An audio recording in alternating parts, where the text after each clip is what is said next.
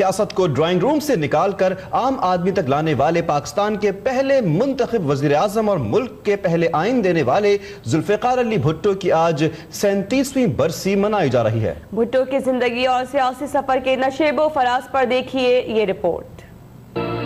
حیران تھے قاتل سبھی اس کے اطمینان سے، ہنس کر وہ یوں تختہ سولی پہ چڑھ گیا، تاریخ کے صفوں میں وہ ہاں امر ہو گیا۔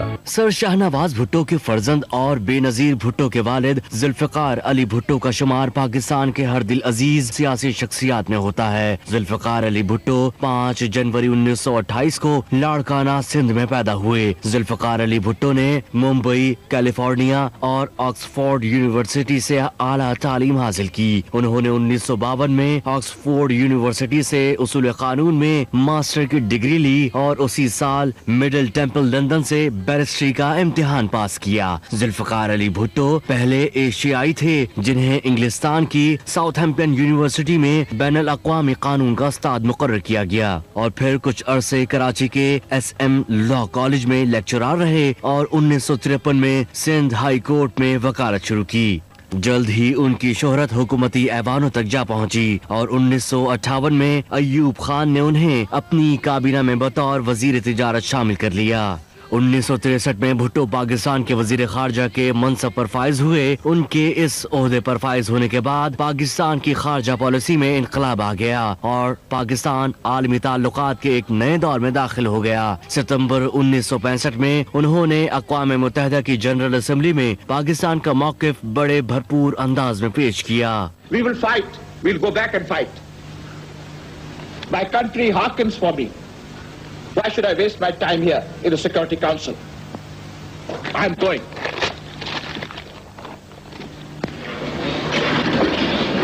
جنوری 1966 میں جب صدر ایوب خان نے اعلان تاشقند پر دستخط کیے تو ذوالفقار علی بھٹو بہت دل برداشتہ ہوئے اور اسی برس وہ حکومت سے علیحدہ ہو گئے۔ 30 نومبر 1967 میں ذوالفقار علی بھٹو نے پاکستان پیپلز پارٹی کی لاہور میں بنیاد رکھی۔ ہم نے سیاست میں ایک نئی جماعت کا داخلہ کیا۔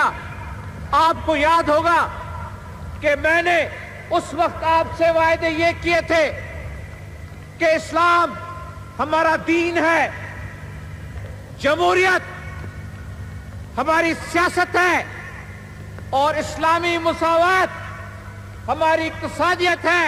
1970 کے عام انتخابات میں ذوالفقار علی بھٹو نے مغربی پاکستان میں واضح کامیابی حاصل کی۔ سقوط ڈھاکہ کے بعد وہ 1971 میں پاکستان کے صدر اور پھر 1973 میں پاکستان کے پہلے منتخب وزیر اعظم کے عہدے پر فائز ہوئے۔ انہوں نے 1977 کے عام انتخابات میں بھی بھاری اکثریت سے کامیابی حاصل کی، مگر حزب اختلاف نے ان انتخابات کے نتائج کو تسلیم کرنے سے انکار کر دیا اور ملک گیر تحریک چلائی، جس کے نتیجے میں 5 جولائی کو مسلح افواج کے سربراہ جنرل محمد ضیاء الحق نے ذوالفقار علی بھٹو کو ان کے عہدے سے معزول کر کے ملک میں مارشل لاء نافذ کر دیا۔ 2 ماہ کے بعد ذوالفقار علی بھٹو کو نواب محمد احمد خان قصوری کے قتل کے مقدمے میں گرفتار کر لیا گیا اور 18 مارچ کو انہیں اس قتل کے الزام میں موت کی سزا سنا دی گئی، اور یوں 4 اپریل 1979 کو ذوالفقار علی بھٹو کو راولپنڈی ڈسٹرکٹ جیل میں تختہ دار پر چڑھا دیا گیا۔